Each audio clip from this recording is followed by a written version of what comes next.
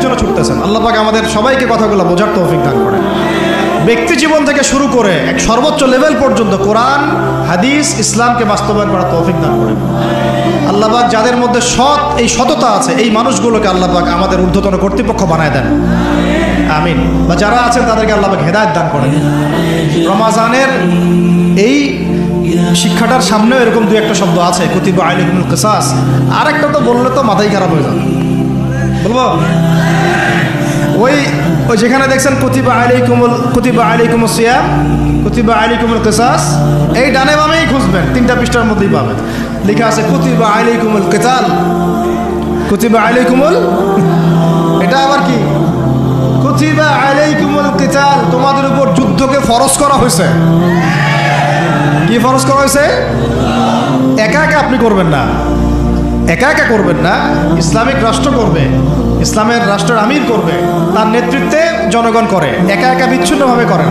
কুতিবা আলাইকুমুল কিতাল, এইটা যখন মুসলমানরা ছেড়ে দিয়েছে ওই সময় থেকে এই মাইর খাওয়ার যুগ শুরু হয়েছে।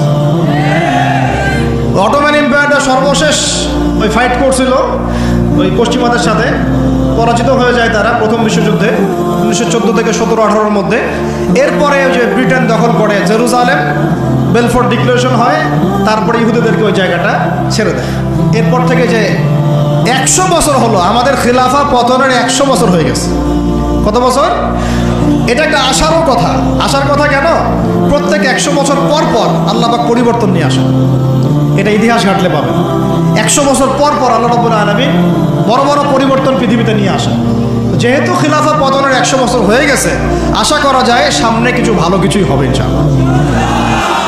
ওই অটোম্যানদেরকে 1917 সালে 14 থেকে 17-র মধ্যে পরাজিত করে বাইতুল মুকাদ্দাস, যেখানে দেখতেছেন অক্টোবর থেকে এই পর্যন্ত মনে হয় 40,000 ছাড়াই গেছে, প্রাণহানি। ছাড়া যায় নাই? বেশিরভাগই নারী আর শিশু, বেশিরভাগই কি? নবী সাল্লাল্লাহু আলাইহি ওয়াসাল্লাম তার জীবদ্দশায় মনে হয় 97টা থেকে 98টা যুদ্ধ করেছেন। কয়টা? এটা তো জানেন না। আমরা শুধু জানি নবী সাল্লাল্লাহু আলাইহি ওয়াসাল্লাম মিষ্টি পছন্দ করতেন, মিসওয়াক করতেন, তারপরে ডান কাঁধে শুইতেন, হ্যাঁ, সাদা জামা পছন্দ করতেন, দাড়ি রাখতেন, এইগুলো আমরা জানি। মাশাআল্লাহ, ওনার সিরাত পড়েন, ওনার জীবনীটা পড়ে দেখেন। 97 থেকে 98টাতে তিনি নিজে লিড দিয়েছেন, তিনি হয় লিড দিয়েছেন, না হলে অন্য কোনো সাহাবীকে পাঠিয়েছেন, মানে গাজওয়া অথবা সারিয়া। এখন এই 100টার মতো যুদ্ধে আপনি দেখবেন না কোনো নারীকে হত্যা করা হয়েছে বা কোনো শিশুকে হত্যা করা হয়েছে, আপনি খুঁজে পাবেন না।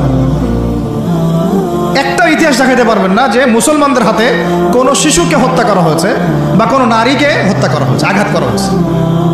শুধু আলী রাদিয়াল্লাহু আনহু একদিন এক নারীকে ধরেছিলেন, কারণ নবী সাল্লাল্লাহু আলাইহি ওয়াসাল্লাম বলেছিলেন যে অমুক জায়গায় এক মেয়েকে পাবা, ওই মেয়ের কাছে একটা চিঠি আছে, ও গুপ্তচর বৃত্তি করেছে, ওই চিঠি সে মক্কায় পৌঁছে দিতে চাচ্ছে, ওকে রাস্তায় ধরবা, ওর কাছ থেকে চিঠি আদায় করবা। কথা বুঝতে পারছেন? উনি গেলেন, দেখলেন হ্যাঁ ঠিক ওই জায়গায় এক মেয়ে আছে, হ্যাঁ চিঠি বের করো। আর নাই, আমার কাছে কোনো চিঠি নাই। তিনি বলছেন যদি চিঠি বের না করো তাহলে কিন্তু প্রয়োজনে একদম সব সার্চ করে চিঠি বের করবো কিন্তু। তো পরে ভয়ে সে চিঠি দিয়ে দিছে। এই একটাই ঘটনা পাওয়া যাচ্ছে যে মেয়েদের সাথে যুদ্ধক্ষেত্রে আচরণ। আর এই পুরো 100টা বা 98টা সারিয়ার গাজওয়ায় নবী সাল্লাল্লাহু আলাইহি ওয়াসাল্লাম সাহাবীদের হাতে একটা শিশুও মানে নিহত হয় নাই, একটা মহিলাও নিহত হয় নাই। যদি কোনো দলিল পান আমাকে জানায়েন, যদি আমার জ্ঞানে কমতি থাকে।